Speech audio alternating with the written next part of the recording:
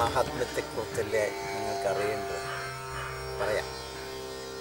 ഭാരതത്തിലെ ഹൈന്ദവർ ആചരിച്ച് അനുഷ്ഠിച്ചു വരുന്ന പുണ്യദിനങ്ങൾ പലതുണ്ട്. അതിലൊന്നാണ് ശിവരാത്രി. ഈ പുണ്യദിനങ്ങളെല്ലാം ആചരിക്കുവാനും അനുഷ്ഠിക്കുവാനും നിർദ്ദേശിച്ചിരിക്കുന്നത് ആർഷർഷികളാവും. അതുപോലെ തന്നെ മഹാശിവരാത്രിയുടെയും ഉപജ്ഞാതാവ് ആർഷർഷി തന്നെയാവും. ഇവയെല്ലാം സംഗ്രഹിച്ചിരിക്കുന്നത് വേദ ഇതിഹാസ കഥകളിലാവും. വേദ ഇതിഹാസങ്ങൾ രചിച്ചിരിക്കുന്നത് വ്യഞ്ജക ഭാഷയിലാവും.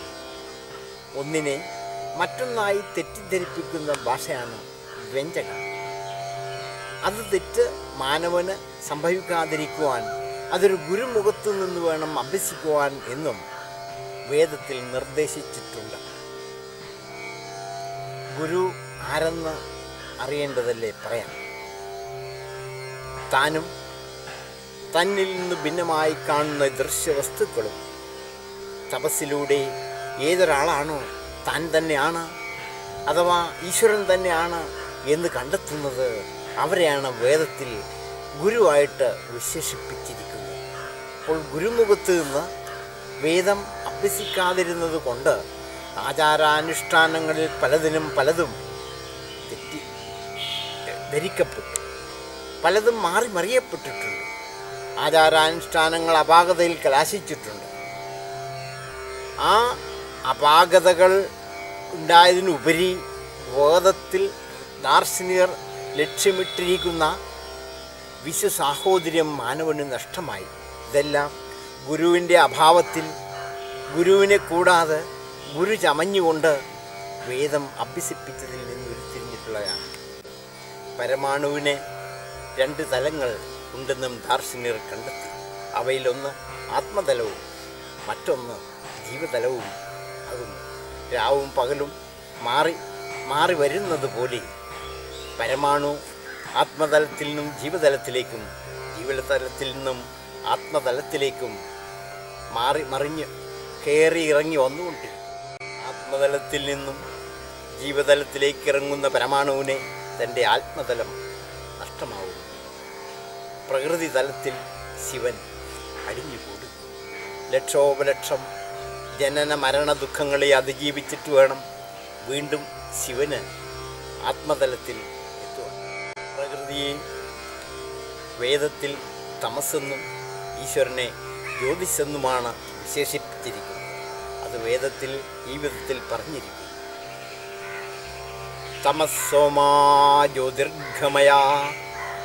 ഒരു പ്രകൃതി തലത്തിൽ നിന്നും ആത്മതലത്തിലേക്ക് ഉയരേണ്ട ശിവൻ്റെ ജീവൻ്റെ പ്രാർത്ഥനയാണ് തമസ്സിൽ നിന്നും എന്നെ ജ്യോതിസിലേക്ക് ഉയർത്തിയാൽ. അതിനാൽ പുരാണത്തിൽ വിശേഷിപ്പിച്ചിരിക്കുന്ന ശിവരാത്രി എന്ന് പറഞ്ഞാൽ പരമാണുവിൻ്റെ അഥവാ ശിവൻ്റെ ജീവിത കാലയളവ്, ലക്ഷോപലക്ഷം വർഷത്തെ ജീവിത കാലയളവിനെയാണ് തമസ്സായിട്ട് ചിത്രീകരിച്ചിരിക്കുന്നത്. അതുതന്നെയാണ് മഹാശിവരാത്രി എന്നും വേദത്തിൽ വിശേഷിപ്പിച്ചിരിക്കുന്നത്.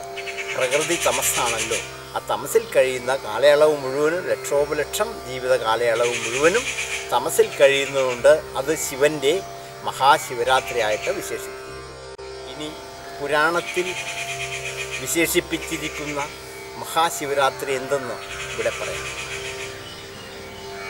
മഹാവിഷ്ണുവിൻ്റെ നാഭി കമലത്തിൽ നിന്നും ബ്രഹ്മദേവൻ ജനിച്ചു. ജനിക്കപ്പെട്ട ബ്രഹ്മദേവൻ ജലോപരിതലത്തിലൂടെ സഞ്ചരിക്കുവാൻ ആരംഭിച്ചു. സഞ്ചാരമധ്യേ വഴിയിൽ വെച്ച് വിഷ്ണുവിനെ കണ്ടെത്തി. താങ്കൾ ആരെന്ന് ബ്രഹ്മദേവൻ വിഷ്ണുവിനോട് ചോദിച്ചു. വിഷ്ണു പറഞ്ഞു, ഞാൻ നിൻ്റെ പിതാവാകുന്നു എന്ന് പറഞ്ഞു. ഇതിൽ അസംതൃപ്തി തോന്നിയ ബ്രഹ്മദേവൻ വിഷ്ണുവായിട്ട് മര്യാദയില്ലാത്ത വാക്കുകൾ പറഞ്ഞു തുടങ്ങി. ഒടുവിൽ അത് അസഹനീയ തലത്തിലെത്തിയപ്പോൾ ബ്രഹ്മദേവൻ അതിനെ ഉപസംഹരിക്കുവാൻ വേണ്ടിയിട്ട് ബ്രഹ്മാസ്ത്രം പ്രയോഗിച്ചു. ബ്രഹ്മദേവൻ ബ്രഹ്മാസ്ത്രം പ്രയോഗിച്ചത് കണ്ടപ്പോൾ അതിനെ ചെറുത്ത് നിൽക്കുവാൻ വിഷ്ണു പാശുപതാസ്ത്രവും പ്രയോഗിച്ചു. ഈ പാശുപതാസ്ത്രം ലോകം മുഴുവനും ചുറ്റി സഞ്ചരിക്കുവാൻ തുടങ്ങി. ഇതിനെ ഉപസംഹരിക്കുവാൻ വിഷ്ണു വിചാരിച്ചിട്ട് സാധിച്ചില്ല. ബ്രഹ്മദേവൻ വിചാരിച്ചിട്ടും പാശുപതാസ്ത്രത്തെ ഉപസംഹരിക്കുവാനായിട്ട് കഴിഞ്ഞില്ല. ഇരുവരും വിഷമിച്ചു. എന്തു ചെയ്യും എന്ന് വിഷണ്ണനായിട്ട് നിൽക്കുമ്പോൾ അവരിരുവരുടെയും മധ്യത്തിൽ ഒരു ശിവലിംഗം പ്രത്യക്ഷപ്പെട്ടു. ലിംഗത്തിൻ്റെ അഗ്രിമസ്ഥാനം കാണുവാൻ കഴിഞ്ഞില്ല. അതുപോലെ അതിൻ്റെ ഉദ്ഭവസ്ഥാനവും എവിടെയാണെന്നറിയണമെന്ന് ഇരുവരും ആഗ്രഹിച്ചു. ലിംഗത്തിൻ്റെ അഗ്രിമസ്ഥാനം കാണുവാൻ ബ്രഹ്മദേവൻ മേളിലേക്ക് പുറപ്പെട്ടു. ഉദ്ഭവസ്ഥാനം കാണുവാൻ വിഷ്ണു താഴേക്കും പുറപ്പെട്ടു. അവരുടെ യാത്ര യുഗങ്ങളോളം നീണ്ടു നിന്നു എന്നാണ് പുരാണത്തിൽ ചിത്രീകരിച്ചിരിക്കുന്നത്. യാത്രയിൽ പരാജിതരായ അവർ യാത്ര പുറപ്പെട്ടെടുത്ത് തിരിച്ചെത്തി നിരാശരായി നിൽക്കുമ്പോൾ അവരുടെ മധ്യത്തിൽ ശ്രീ പരമേശ്വരൻ പ്രത്യക്ഷപ്പെട്ടു. പാശുപതാസ്ത്രത്തെ ശ്രീ പരമേശ്വരൻ ഉപസംഹരിച്ചു. എന്നിട്ട് ഈ വിധം പറഞ്ഞു. അതൊരു മാഘമാസത്തിലെ കർത്തപക്ഷത്തിലെ ചതുർദശി ദിനമായിരുന്നു.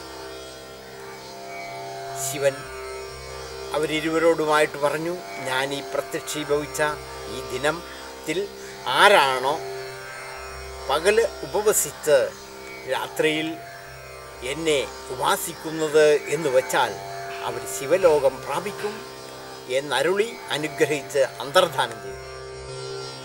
ആദ്യമേ പറയുണ്ടായല്ലോ, വേദങ്ങളെല്ലാം സംഗ്രഹിച്ചിരിക്കുന്നത് വ്യഞ്ജക ഭാഷയിലാവുന്നു. അപ്പോൾ വേദേതിഹാസ കഥകളിൽ ദാർശനികർ സംഗ്രഹിച്ചിരിക്കുന്ന വേദസാരം ഇത് വിരചിച്ച ഋഷിയോളം ഉയർന്ന മറ്റൊരു ഗുരുവിന് മാത്രമേ ഇതിൻ്റെ സാരം കണ്ടെത്തുവാൻ കഴിയൂ. അത് ഗുരുമുഖത്തു നിന്നും അഭ്യസിക്കണമെന്ന് നിർദ്ദേശിച്ചിരിക്കുന്നതിൻ്റെ കാരണം അതാണ്. അപ്പോൾ ഈ മഹാശിവരാത്രിയിൽ ദാർശനികർ സംഗ്രഹിച്ചിരിക്കുന്ന തത്വം അഥവാ സിദ്ധാന്തം എന്ത് എന്നറിയേണ്ടതല്ലേ പറയാം. മാഘമാസം വർഷത്തിൽ 12 മാസങ്ങളാണുള്ളത്. അതിലൊന്നാണ് മാഘമാസം.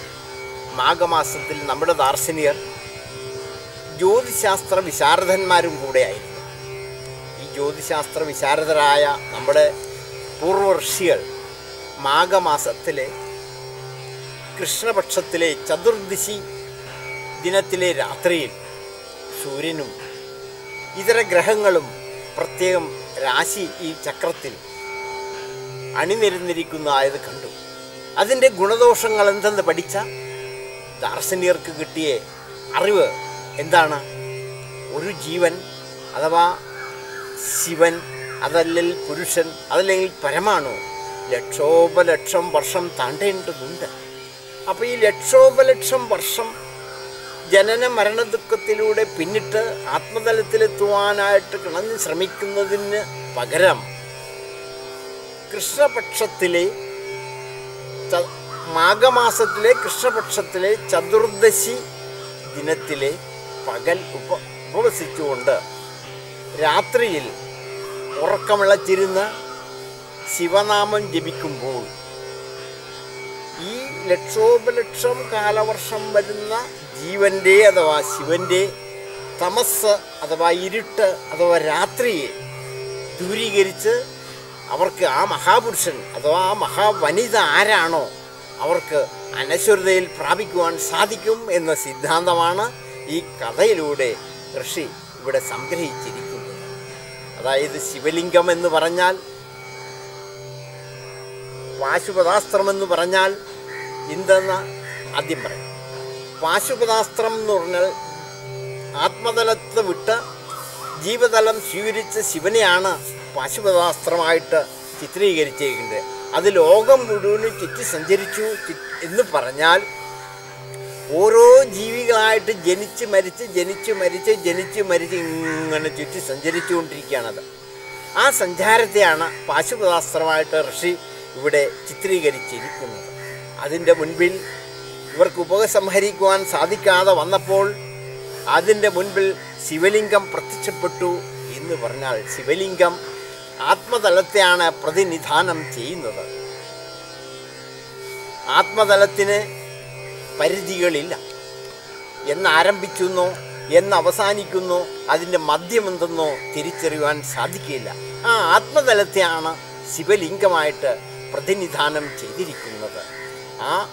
അതുകൊണ്ടാണ് ബ്രഹ്മദേവൻ അഗ്രിമസ്ഥാനത്ത് പോയിട്ടും വിഷ്ണു അതിൻ്റെ ആരംഭസ്ഥാനം കണ്ടെത്തുവാൻ ശ്രമിച്ചിട്ടും ഇവർക്കാർക്കും ഇത് കണ്ടെത്തുവാൻ കഴിയാതിരുന്നത്. അതായത് അപ്പോൾ ശിവലിംഗമെന്ന് പറഞ്ഞാൽ ജീവൻ്റെ ആത്മതലമാണ് ശിവലിംഗം. ആ ആത്മതലത്തിലെത്തുവാൻ എന്ത് വേണം? ഒരു എളുപ്പ വഴി കണ്ടെത്തി മാഘമാസത്തിലെ കറുത്ത പക്ഷത്തിലെ ചതുർദശി നാളിൽ ലോകമാനവരായ സ്ത്രീ പുരുഷന്മാരെ നിങ്ങൾ പകൽ ഉപവസിച്ച്